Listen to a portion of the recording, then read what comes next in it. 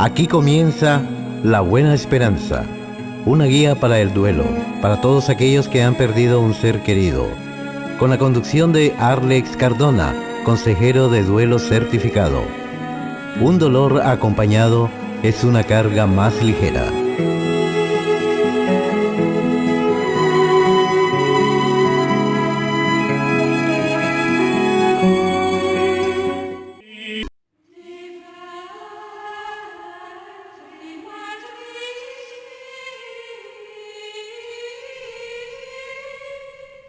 Bienvenidos, queridos oyentes, a nuestro programa La Buena Esperanza, grupo de apoyo para el duelo. En el día de hoy tenemos un invitado muy especial. Es un capellán y el tema de hoy va a ser la capellanía. Pero antes de presentarles a nuestro invitado especial, vamos a hacer la oración a Jesús de la Buena Esperanza. Dios mío, que con la advocación de la Buena Esperanza hacer repetidos llamamientos al corazón de los pecadores, venme a mí, el más miserable de ellos, postrado ante vuestra imagen. Os complacéis, Señor, en prodigar beneficios, favores y gracias sin cuento a los que acuden a ti con fe y amor. Yo os amo, creo y confío en vos, y en esta oración vengo a pediros protección en mi necesidad, y a recordaros vuestra promesa que ya el solo nombre que habéis escogido es formal y valiosísima promesa para vuestros devotos. Amén. Nuestro invitado de hoy es de Cuba. Para nuestros oyentes cubanos, tenemos un hermano de Cuba y él es capellán. Bismar, bienvenido al programa. Gracias por la invitación. Buena tarde de jueves a todos. Espero en Dios que lo que compartamos hoy sea bonito y gracias de Dios para todos. Como ustedes saben, este programa es dedicado al tema especialmente del duelo, pero también en el duelo se implican muchas cosas, digamos, durante el preduelo, y durante el preduelo hay mucha necesidad de esa ayuda espiritual que dan, digamos, los capellanes a las familias cuando están pasando por ese proceso y van viendo el deterioro de su ser querido, y muchas veces nos piden pues esa ayuda espiritual y también el después, ¿no? Bismar, cuéntanos un poquito para aquellos oyentes que en algún momento de su vida han querido o quizás sienten la curiosidad de saber cuál es el proceso de uno convertirse en un capellán. Las personas interesadas en prestar un servicio espiritual como capellán forman parte de un equipo de cuidado y proveedores de salud, ya sea en hospice, ya sea en un nursing home, o un hospital, o en cualquier lugar que se esté prestando servicios de salud. Para ello, la persona debe, como estudios, tener un bachelor o un máster en divinidad, en dependencia de la entidad que lo esté contratando, porque algunas piden diferente. También debe llevar años de servicio, mínimo 2 años le piden algunos, como capellán. Y en su background debe, para algunas entidades, haber cruzado mínimo una unidad de pastoral de salud, le llaman CP, que lo pueden pasar en el sistema Jackson o en otra entidad. En algunos casos no piden estos estudios, estos cursos, que son 6 unidades, pero pueden estar acreditados por una iglesia local, por una ordenación o por un ministerio de una iglesia local. No necesariamente se tiene que ser sacerdote para... No necesariamente, porque los capellanes son multidenominacionales y los hay con distintos tipos de fe. De fe. Porque es para prestar servicio a cualquier tipo de fe. Sí, porque inclusive en los cruceros hay capellanes, en los aeropuertos hay capellanes, ¿no? Los tenemos por todos lados para todos aquellos que sintamos esa necesidad de esa guía y ese apoyo espiritual. Cuéntanos un poquito cuál es la participación del capellán, por ejemplo, en un hospicio, en el equipo de trabajo de un hospicio, ¿no? ¿Cuál es tu función ahí, por ejemplo? En hospice, el capellán forma parte del grupo de trabajo o del team de trabajo, como le llaman. Y como miembro del team debe apoyar al equipo en todo el cuidado del paciente. Específicamente el capellán tiene a cargo el cuidado espiritual de todos los que están de alrededor, ya No sea solo el paciente, no solo la el familia. paciente, la familia del paciente, incluso los miembros del staff, los miembros del equipo de trabajo, que por el trabajo que realizan también llevan cuidado espiritual y requieren del capellán en la mayoría de las ocasiones. Okay. No se crea de pronto, digamos, un conflicto. Tú eres mi compañero, quiero decir ciertas cosas que quizás no. El capellán debe estar preparado, para eso se le entrena a sus estudios, para guardar el silencio o testificación de lo que conoce de cada persona, aunque sea miembro del equipo de trabajo. O sea, Parecido como hacen los como sacerdotes con el duelo de el sacramento de la confesión, que deben guardar silencio. El capellán igual. Ok. Cuando tú vas a la casa a visitar la familia, generalmente los pacientes son, digamos, atentos a este servicio o hay mucha resistencia, porque en el duelo, por ejemplo, en mi caso que trabajo el duelo de la familia, es el preduelo, por ejemplo, hay mucha resistencia. En el caso tuyo como capellán, ¿con las familias o pacientes mismos notas mucha resistencia o no realmente? Casi nunca. Es curioso que el ser humano, o sea, es parte de nuestra humanidad, el ser humano cuando pasamos por un proceso de dolor, sea emocional, físico, de la índole que sea, pues buscamos más el cuidado del alma, el cuidado del corazón, y recibimos con agrado que alguien venga a darnos un apoyo. Puede darse el caso que por el momento que está atravesando, el momento que está siendo atendido el paciente y la familia, porque la familia viene a ser parte del paciente, en ese día que se hace la evaluación primera, en la familia o el paciente, que en muchos casos está inconsciente o no, pida que no es el momento todavía. Pero en la medida que va sucediendo van solicitando que uno vaya a asistirles, y cuando uno le introduce, coge el servicio que es más allá de religión, que es más allá de fe, pues digamos que un porciento alto de la familia y los pacientes reciben con agrado el servicio. Ok, me alegra saber eso. Entonces, ¿qué es la realidad del cuidado espiritual? ¿Qué es en realidad el cuidado espiritual? Sí, contrario a lo que muchas personas imaginan o piensan, creen que el cuidado espiritual eso habla solamente de religión. Y cuidado espiritual de capellanía, sea en la institución que sea, va más allá de ello. Porque el cuidado espiritual va dirigido al interés emocional y, valga la redundancia, espiritual de la persona y de su familia, independientemente de la fe que profese, si es religioso o no, si tiene una creencia o no. Va directamente al cuidado del interés propio de la persona en lo emocional, a cuidar de cómo se siente espiritualmente y emocionalmente, qué necesita, qué quisiera estar conversando en ese momento, de qué quisiera que le hablaran en ese momento, en qué quisiera que le apoyaran en ese momento. ¿Tú qué dirías? ¿Cuál sería de pronto la pregunta más común que tú escuches que la gente te pregunta? ¿Por qué ¿Hay alguna ¿Por qué a mí? especial? ¿Por qué a mí? Okay. Casi siempre es la primera pregunta o la más repetida. Las personas no nos concebimos enfermos. Y cuando nos sucede algo, el caso de los pacientes de hospice son pacientes en estado terminal, con una prognosis de vida de 6 meses o menos. Y son personas que por ley natural humana no nos queremos enfermar. Y cuando nos vemos en un estado grave o en un estado terminal, pues casi siempre es la pregunta que se repite: ¿por qué a mí? ¿Por qué yo no hice para merecer esto? Cosas de ese tipo. Y entonces ahí viene el trabajo del capellán de poder tocar la parte sensible de la persona desde el punto de vista filosófico, ideológico, emocional, espiritual y psicológico, para ayudarle a esa persona a vivir con ese proceso. O sea que diríamos que ahí tú puedes sentir y ver que la persona está ya en un preduelo, ¿verdad? Desde el inicio. Desde el inicio, porque empiezan a ver el deterioro de la familia y todo eso. Todos los clientes, digamos, del hospicio, ¿no? Bueno, los pacientes del hospicio reciben atención del capellán, todos. Sí. No está mal el término para la sociedad cliente, porque aquí se usa mucho, pero yo soy como tú, que prefiero decir paciente, porque el término cliente me suena un poquito fuerte. Pero sí, no todos, como te contaba hace unos minutos, al inicio lo requieren.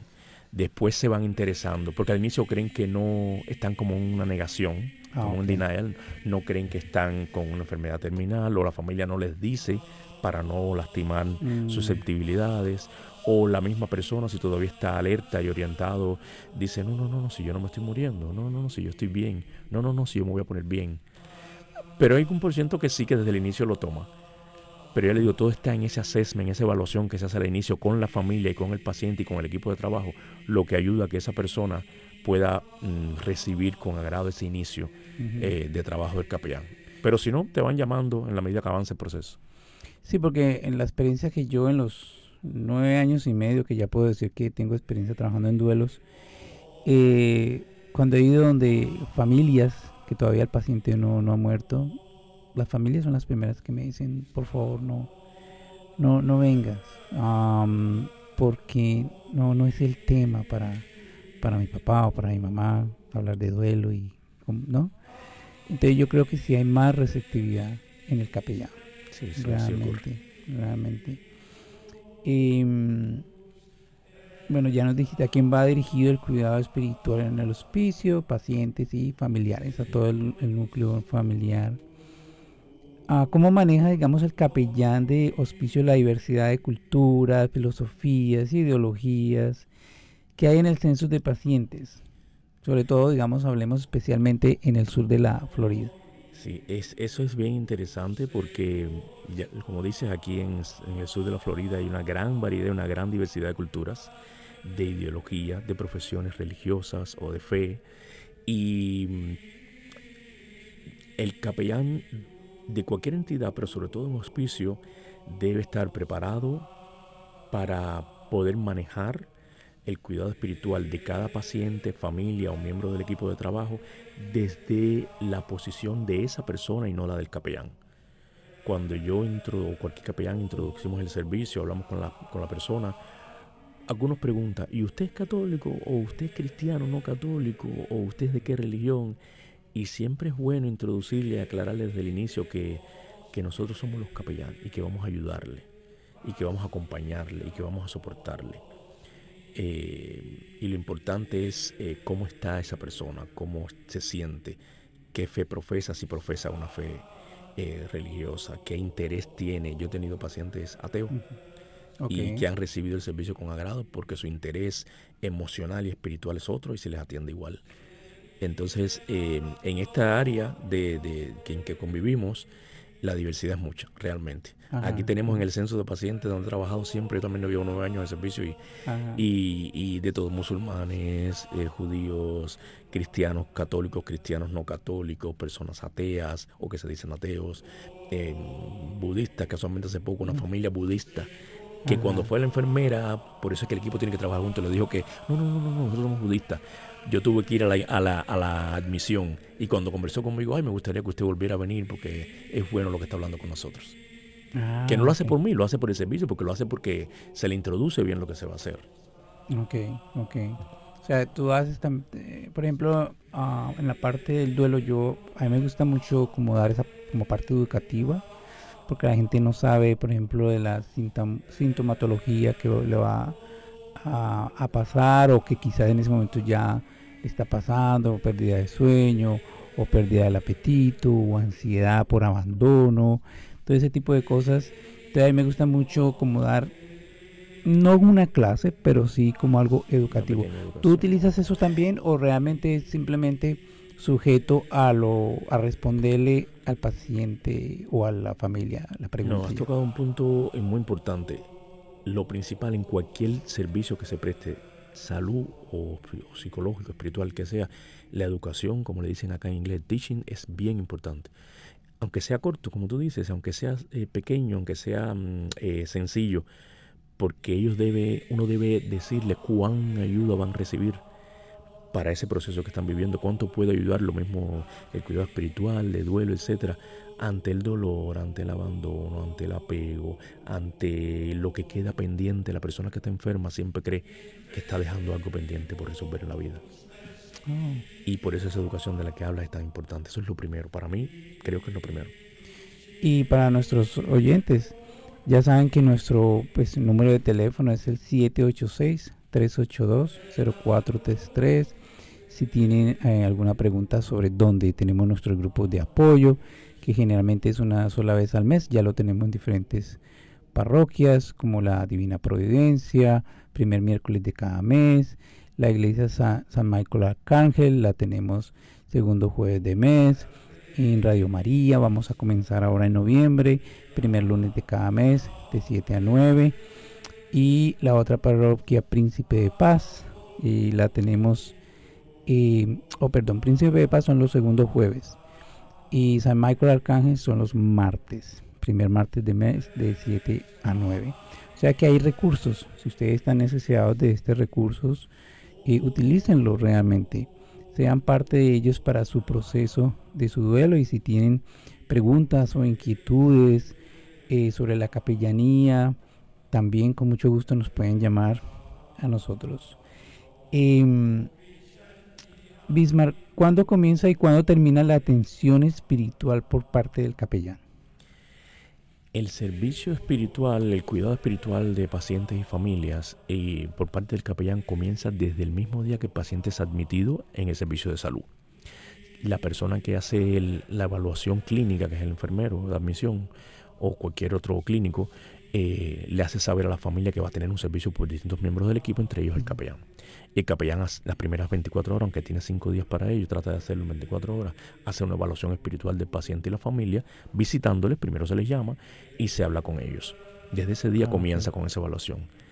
Y aunque después que el paciente sale del servicio, sea porque ya no va a estar o porque falleció, el capellán desde el comienzo le ha hecho saber a la familia que va a continuar estando para ellos todo el tiempo que sea necesario. De hecho, después se les llama, se les visita si es necesario. Y hay una parte que, aunque la hace otra dependencia del servicio, que es la parte de duelo, el capellán coopera con ello, porque a veces la familia pide que se le asiste en los servicios funerarios, o en la ida al cementerio, o en ese proceso de durante unos casi 13 meses que están recibiendo apoyo de duelo por parte de la entidad. El capellán está a la orden también y trata de trabajar cooperando con la persona que está a cargo para poder asistirle. Por tanto, se le acompaña incluso después que la persona ya no está, se le sigue acompañando el tiempo que sea necesario. Cuéntanos un poquito, ¿cómo te vino esa vocación de la capellanía? Bueno, la historia, yo o la historia es muy larga. No es tan larga, es corta. Yo fui sacerdote católico, religioso, de los Hermanitos de Jesús, y estando viviendo fuera de Estados Unidos, pues, aunque no es el mismo servicio, como se le llama aquí, lo estuve haciendo. Y después acá, ya fuera del sacerdocio activo, pues conocí el trabajo de capellán y me presenté por primera vez hace 9 años, entonces comencé a trabajar y realmente es algo que amo, es una bendición de Dios poder hacerlo. ¿No te has arrepentido? No, quisiera, de hecho le digo que yo actualmente soy enfermero y he preferido seguir siendo capellán. Creo que recibo más de Dios cuando hago eso. Cuando es capellán. Wow, vea, queridos hermanos, ya saben, si quieren aprender un poquito más, nos pueden llamar. Yo le paso a Bismarck y él les explica todo el proceso para ser capellán, porque yo sé que muchos de los que nos están escuchando han querido realmente ser capellanes. Bismarck, te agradezco mucho por participar en nuestro programa y por darnos una parte educativa de lo que es un capellán en hospicio, principalmente. Y estamos muy agradecidos y te voy a invitar para el próximo programa también. Ahora Gracias. Quiero dejarlos desde Medellín, Colombia, con Jorge Gómez Calle, con el tema 3 fuerzas que acompañan el proceso del duelo. Hasta pronto. Con las que se formó la vida, también son las 3 fuerzas que nos ayudan para elaborar el duelo y la muerte.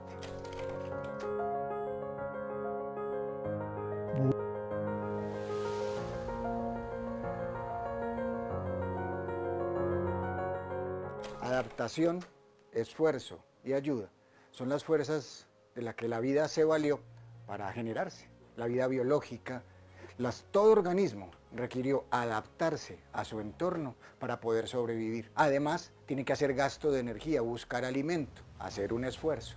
Y tiene que ayudarse con otros, generar simbiosis, un ecosistema para la que la vida se dé.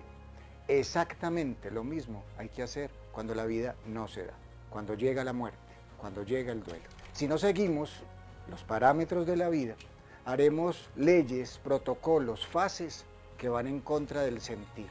Si estás en un duelo, utiliza la adaptación, el esfuerzo y la ayuda.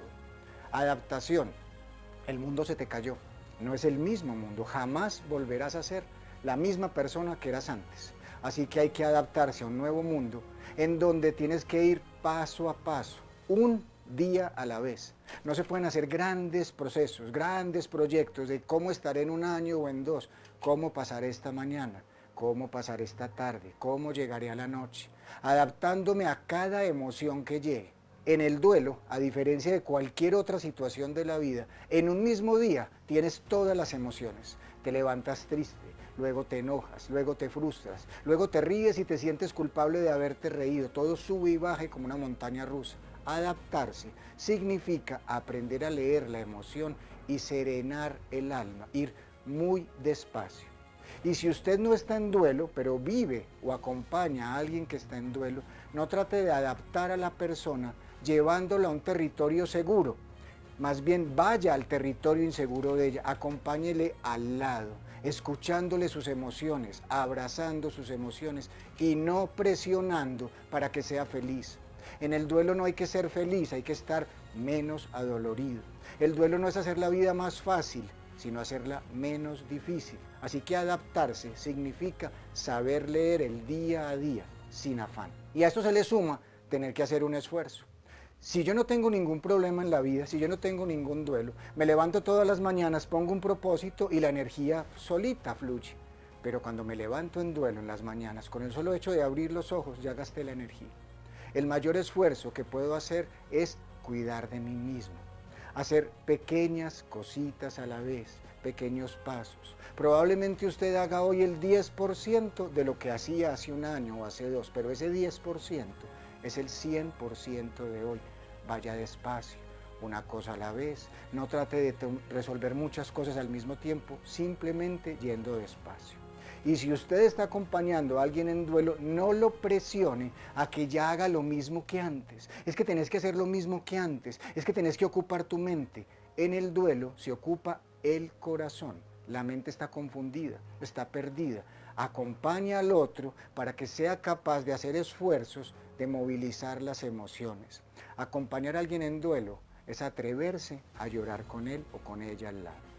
Y ahí viene la tercera parte, la tercera fuerza, ayuda.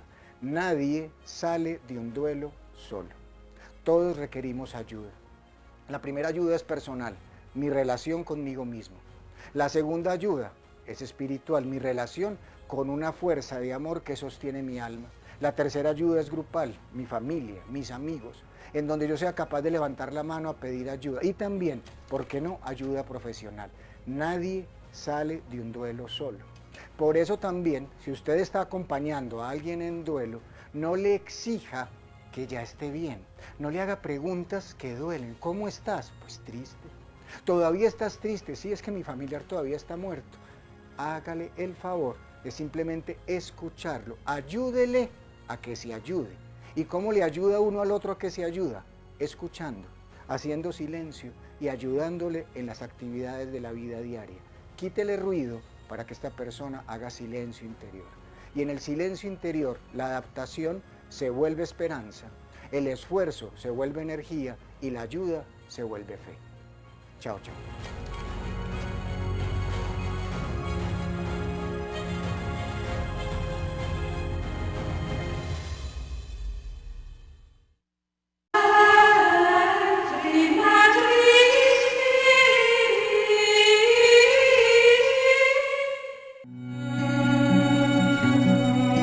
Hemos presentado La Buena Esperanza, una guía para el duelo, para todos aquellos que han perdido un ser querido, con la conducción de Arlex Cardona, consejero de duelo certificado. Un dolor acompañado es una carga más ligera.